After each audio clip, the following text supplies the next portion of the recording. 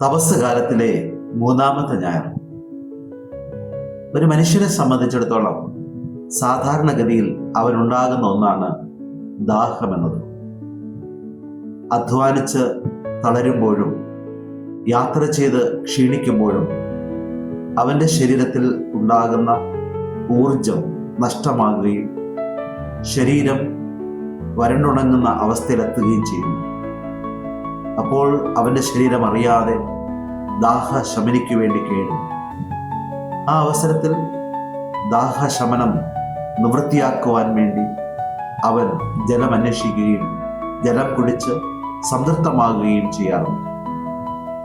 എന്നാൽ ചില സന്ദർഭങ്ങളിൽ എത്രമാത്രം വെള്ളം കുടിച്ചാലും നമുക്ക് യഥാർത്ഥ സംതൃപ്തി കണ്ടെത്തുവാൻ കഴിഞ്ഞില്ല എന്ന് വരാം. ദാഹം വർദ്ധിക്കുന്നതല്ലാതെ ശമനം കണ്ടെത്താൻ കഴിയാത്തവണ്ണം വീണ്ടും വീണ്ടും നമ്മുടെ ഉള്ളം ദാഹിച്ചുകൊണ്ടേയിരിക്കും. ഇപ്രകാരം നമുക്കുണ്ടാകുന്ന ദാഹത്തെ ആത്മീയമായ ദാഹം എന്ന് പറയാം. ആത്മീയമായ ദാഹം സ്വാഭാവികമായും അന്വേഷിക്കുന്നത് ആത്മീയമായ മൂല്യങ്ങളെയാണ്. സ്നേഹമായിരിക്കാം, സത്യമായിരിക്കാം, നീതിയായിരിക്കാം, സമാധാനമായിരിക്കാം. ഈ വിധ മൂല്യങ്ങൾ അന്വേഷിച്ചുകൊണ്ട് യഥാർത്ഥ സംതൃപ്തിക്ക് വേണ്ടി നമ്മുടെ ഉള്ളം തിരയാറുണ്ട്. പലപ്പോഴും ഇപ്രകാരം സനാതനമായ യാഥാർത്ഥ്യത്തിലേക്ക് നമ്മുടെ ആത്മാവ് ദാഹിക്കുമ്പോൾ നാം പരിശ്രമിക്കുന്നത് ബാഹ്യമായ ദാഹശമനികൾ കൊണ്ട് സംതൃപ്തമാക്കുവാൻ വേണ്ടിയാണ്. എന്നാൽ ദാഹശമനത്തിന് വേണ്ടി നാം കണ്ടെത്തുന്ന ബാഹ്യമായ പാനീയങ്ങളൊക്കെ സമ്പൂർണമായ സംതൃപ്തി തരാതെ നമ്മെ വീണ്ടും വീണ്ടും ആ പാനീയങ്ങൾക്ക് അടിമപ്പെടുത്തുന്നു. അപ്രകാരം ഒരു രീതിയിൽ അല്ലെങ്കിൽ മറ്റു രീതിയിലുള്ള അടിമത്വത്തിലാണ് പലപ്പോഴും ആധുനിക ലോകം ചെന്ന് വീഴുന്നത്. ആത്മീയമായ ദാഹത്തിന് പ്രതിവിധിയായി എന്തുമാത്രം ബാഹ്യമായ പാനീയങ്ങൾ നാം കഴിച്ചാലും യഥാർത്ഥ സന്തോഷമോ സമാധാനമോ നമുക്ക് അനുഭവിക്കുവാൻ കഴിഞ്ഞു എന്ന് വരികയില്ല. അതുകൊണ്ട് തന്നെയാണ് ബാഹ്യമായ പാനീയങ്ങൾക്ക് പിറകെ പരക്കം പായുകയും അവയ്ക്ക് അനുനിമിഷം അടിമകളാകുകയും ചെയ്യുന്ന ആളുകളെ നാം സാധാരണ ജീവിത ചുറ്റുപാടുകൾ കണ്ടുമുട്ടുന്നു. ഇന്നത്തെ വായനകളൊക്കെ ഇപ്രകാരം നമ്മുടെ ആത്മാവിന് ആവശ്യമായ യഥാർത്ഥ ദാഹശമനികളിലേക്ക് നമ്മുടെ ശ്രദ്ധയെ ക്ഷണിക്കുകയാണ്. ഒന്നാമത്തെ വായനയിൽ നാം ഇസ്രായേൽക്കാരെ മരുഭൂമിയിൽ കണ്ടുമുട്ടും. അവർ പാലും തേനും ഒഴുകുന്ന പുണ്യഭൂമി തേടി മോസസിന്റെ നേതൃത്വത്തിൽ യാത്രയിലാണ്. ഈ യാത്രയിൽ ആയിരിക്കുന്ന സമയത്ത് മരുഭൂമിവാസം അവരെ കൂടുതൽ ദാഹത്തിലേക്ക് ആനയിക്കും. ദാഹിച്ച് തളർന്ന അവശരായ ഇസ്രായേൽ മക്കൾ ദാഹശമനത്തിന് വേണ്ടി ഇസ്രായേൽക്കാരുടെ ദൈവമായ യഹോവയോട് നിലവിളിച്ച് കേഴുകയാണ്. മോസസ് ഇടപെട്ടുകൊണ്ട് ദൈവത്തിൻ്റെ അനുഗ്രഹത്തിൻ്റെ അത്ഭുതം അവിടെ പ്രകടമാകുന്നതായിട്ട് നാം കാണുന്നു. പാറ വിളർന്നുകൊണ്ട് ദൈവത്തിൻ്റെ ഇടപെടലിലൂടെ അവരുടെ ദാഹത്തെ ശമിപ്പിക്കുവാൻ ദൈവം അവർക്ക് ജലം പ്രദാനം ചെയ്യുന്നു. അങ്ങനെ ജനങ്ങളുടെ പെറുപെറുപ്പ് മാറിക്കൊണ്ട് അവര് ജലപാനം നടത്തി കൂടുതൽ ശക്തി സംഭരിച്ച് തങ്ങളുടെ യാത്ര തുടരുകയാണ്. രണ്ടാമത്തെ വായനയിലേക്ക് നാം വരുമ്പോൾ വിശുദ്ധ പൗലോസ്ലീഹ റോമാക്കാർക്ക് എഴുതുന്ന വചനഭാഗമാണ് നാം വായിച്ചു കേൾക്കുന്നത്. അവിടെ നമ്മുടെ ഹൃദയങ്ങൾക്കുണ്ടാകുന്ന ആഗ്രഹങ്ങളെക്കുറിച്ച് പൗലോസ്ലീഹ പറയുന്നു. ഈ ആഗ്രഹങ്ങൾ യഥാർത്ഥത്തിൽ സംതൃപ്തമാക്കപ്പെടേണ്ടത് പരിശുദ്ധാത്മാവിൻ്റെ സഹായത്താലും യേശുവിൻ്റെ സ്നേഹ സമ്പൂർണതയാലാണ് എന്ന് പൗലോസ്ലീഹ നമ്മെ ഓർമ്മപ്പെടുത്തുകയാണ്. പരിശുദ്ധാത്മാവിലൂടെ യേശുവിൻ്റെ കൃപാവരം നമ്മുടെ ആത്മാവിലേക്ക് ചൊരിയപ്പെടുമ്പോൾ നമ്മുടെ ഹൃദയങ്ങൾ കുളിരണിയുകയും യഥാർത്ഥ സന്തോഷത്തിൻ്റെ സായുജ്യതയിലേക്ക് നമ്മുടെ മാനസങ്ങളും ഉള്ളറകളും മുന്നോട്ട് ആനയിക്കപ്പെടുകയും ചെയ്യും. അതാണ് ക്രൈസ്തവ ജീവിതം നമ്മുടെ മുന്നിൽ വയ്ക്കുന്ന യഥാർത്ഥ മാർഗമെന്ന് വിശുദ്ധ പൗലോസ്ലീഹ നമ്മെ ഉദ്ബോധിപ്പിക്കുന്നു. രണ്ടാമത്തെ വായനയിൽ നിന്ന് നാം സുവിശേഷത്തിലേക്ക് കടന്നു വരുമ്പോൾ സമറിയക്കാരിയായ സ്ത്രീയെ കണ്ടുമുട്ടുകയാണ്. യേശുനാഥൻ യാത്ര ചെയ്ത് ക്ഷീണിച്ച് സമറിയ എന്ന പ്രദേശത്ത് സിക്കാർ എന്ന പ്രദേശത്തുള്ള യാക്കോബ് ദാനമായി നൽകിയ കിണറിന്റെ അറ്റത്ത് ഇരിക്കുന്ന സമയത്താണ് സമറിയാക്കാരിയായ സ്ത്രീ കടന്നു വരുന്നത്. മധ്യാഹ്ന സമയത്ത് ജലത്തിന് വേണ്ടി കടന്നു വരുന്ന ആ സ്ത്രീ വാസ്തവത്തിൽ ശാരീരികമായ ദാഹത്താൽ എന്നതിനേക്കാളുപരി ആത്മീയമായ ദാഹത്താലാണ് അവിടെ എത്തപ്പെടുന്നത്. അവരുടെ വാക്കുകൾ അത് വളരെ ശക്തമായ രീതിയിൽ വ്യക്തമാക്കുന്നുള്ളതാണ്. താൻ 5 പ്രാവശ്യം കല്യാണം കഴിച്ചതാണെങ്കിലും ഇപ്പോൾ ഒത്തു താമസിക്കുന്ന പുരുഷൻ യഥാർത്ഥത്തിൽ സംതൃപ്തി തരാത്തവണ്ണം അത് ഒരു വിവാഹമല്ലെന്നുമുള്ള പ്രഖ്യാപനമാണ് ആ സ്ത്രീ നടത്തുന്നത്. അതിലൂടെ അവരുടെ ആത്മാവ് യഥാർത്ഥത്തിൽ ജീവന്റെ ജലത്തിന് വേണ്ടി കേഴുകയാണ് എന്ന് വ്യക്തമാക്കപ്പെടുകയാണ്. അവരുടെ ദാഹത്തെ മുതലെടുത്തുകൊണ്ടാണ് യേശു തന്റെ സംഭാഷണം മുന്നോട്ട് കൊണ്ടുപോകുന്നത്. ശാരീരികമായ ദാഹശമനിക്കുള്ള വെള്ളത്തിന്മേൽ പിടിച്ചുകൊണ്ട് അവിടുന്ന് ആത്മീയമായ ദാഹത്തെ സംതൃപ്തമാക്കുന്ന ജീവന്റെ ജലത്തിലേക്കാണ് ശ്രദ്ധ ക്ഷണിക്കുന്നത്.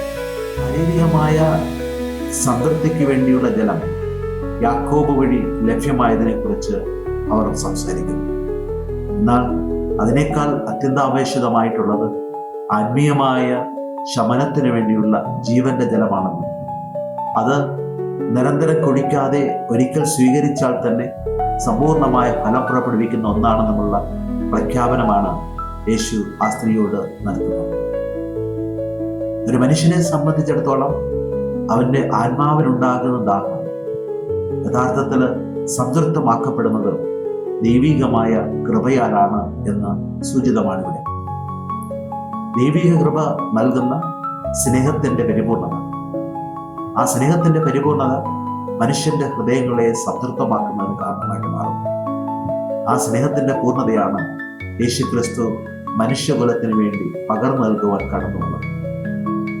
ജീവിതത്തിന്റെ യാത്രകളിൽ ദൈവസ്നേഹത്തിന്റെ പാരമ്യത്തിൽ മനുഷ്യഹൃദയങ്ങൾ ഉയർത്തപ്പെടുമ്പോൾ ഉണ്ടാകുന്ന പൂർണ്ണമായ സംതൃപ്തി, അതാണ് ദൈവം നമുക്ക് വാഗ്ദാനം ചെയ്യുന്നത്. ഈ സ്നേഹത്തിന്റെ സംതൃപ്തി നമ്മുടെ ജീവിതങ്ങളെ നീതി നിറഞ്ഞ രീതിശാസ്ത്രങ്ങളിലേക്കും സത്യങ്ങളുടെ മുഹൂർത്തങ്ങളിലേക്കും സമാധാനപൂർണമായ അന്തരീക്ഷത്തിലേക്കും എത്തിക്കും എന്നുള്ളതാണ് യേശു വാഗ്ദത്തമായി ഇവിടെ നമ്മുടെ മുമ്പിൽ വയ്ക്കുന്ന വലിയൊരു സന്ദേശം. ഇന്നത്തെ വായനയിലൂടെ നമുക്ക് മനസ്സിലാകുന്ന പ്രധാനപ്പെട്ട സന്ദേശങ്ങളിലൊന്ന് മനുഷ്യരോട് താതാത്മ്യപ്പെടുത്തുന്ന ജീവിത സാഹചര്യങ്ങൾ ചാലിച്ചെടുക്കണമെന്നുള്ളതാണ്. വിജാതിയായ സ്ത്രീ ഇസ്രായേൽക്കാരുമായി ബാന്ധവത്തിലുള്ളവരല്ലായിരുന്നു. സമറിയക്കാരെന്ന രീതിയിൽ വിജാതീയരും ഇസ്രായേൽക്കാരുടെ മുഖ്യധാര ജീവിതത്തിൽ നിന്ന് പുറന്തള്ളപ്പെട്ടവരുമായിരുന്നു. യേശുനാഥൻ അപ്രകാരം പുറന്തള്ളപ്പെട്ടവരോട് അടുത്തേക്കാണ് കടന്നു വരുന്നത്.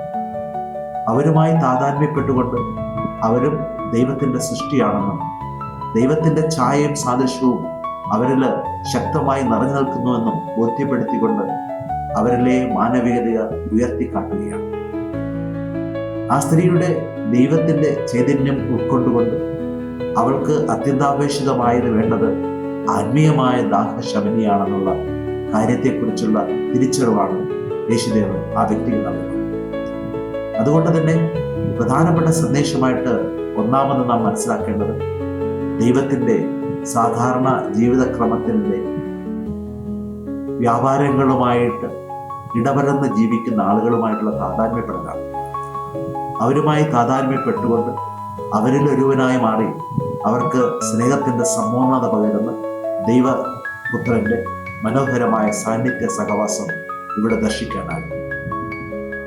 രണ്ടാമത്തെ സന്ദേശമായിട്ട് നമുക്ക് കാണുവാൻ കഴിയുന്നത് മനുഷ്യന്റെ ദാഹശമനം എന്നത് ആത്മീയമായ ദാഹശമനത്തിനുള്ള മരുന്നായി മാറണമെന്നുള്ളതാണ്. ശാരീരികമായ ദാഹശമനത്തെക്കാളുപരി ഒരു മനുഷ്യന്റെ മുന്നിൽ പ്രത്യേകമായി പരിഗണനാ വിഷയമാകേണ്ടതുമാണ് ആത്മീയമായ ദാഹശമനം എന്നുള്ള കാര്യമാണ് അവിടെ നിന്ന് മുറുകെ പിടിക്കുന്നത്. ഒരുപക്ഷെ ശാരീരികമായ ദാഹശമനം നമുക്ക് പ്രത്യക്ഷത്തിൽ സംതൃപ്തി ഉണ്ടാക്കുമെന്ന് തോന്നുമെങ്കിൽ തന്നെ അതോടൊപ്പം ഒരുപക്ഷെ അതിലുപരിയായി അവന്റെ ജീവിതത്തെ അർത്ഥപൂർണവും ആനന്ദപൂർണവുമാക്കുന്ന യഥാർത്ഥ ദാഹശമനി ദൈവത്തിന്റെ തന്നെ സാന്നിധ്യ സഹവാസമാണെന്നുള്ള വലിയൊരു തിരിച്ചറിവാണ് ദൈവം നമുക്ക് നൽകുന്നത്. ആ ദാഹശമനെ സ്വീകരിച്ചുകൊണ്ട് ജീവിതത്തെ സമ്പൂർണമായ സംതൃപ്തിയിലേക്ക് നയിക്കണമെന്നും അത് നൽകുന്ന സന്തോഷ സായുജ്യത്തിൽ ജീവിക്കണമെന്നും ഈ തപസ്സുകാലം നമ്മെ അനുസ്മരിപ്പിക്കുന്നു എന്നുള്ളതാണ് പ്രത്യേകത.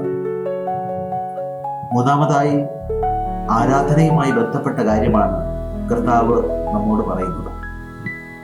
യഥാർത്ഥ ആരാധന എന്നത് ആത്മാവിലും സത്യത്തിലുമുള്ളതാണെന്ന് അവിടുന്ന് നമ്മെ ഓർമ്മപ്പെടുത്തുന്നു. ആരാധന വെറും അനുഷ്ഠാനമാകാതെ, എല്ലാ ദിവസവും അനുഷ്ഠിക്കുന്ന ചില ചടങ്ങുകളാകാതെ, ദൈവസമ്പർക്കത്തിന്റെ മനോഹര മുഹൂർത്തങ്ങൾ ചാലിച്ചെടുക്കുന്ന അവസരങ്ങളായി ആരാധനാ നിമിഷങ്ങളെ മാറ്റിയെടുക്കണമെന്ന് അവിടുന്ന് ആഹ്വാനം ചെയ്യുകയാണ്. നാം ഈ തപസ്സുകാലത്തിലായിരിക്കുമ്പോൾ ധാരാളമായ ആചാരാനുഷ്ഠാനങ്ങളിലൂടെ കടന്നു പോകാറുണ്ട്.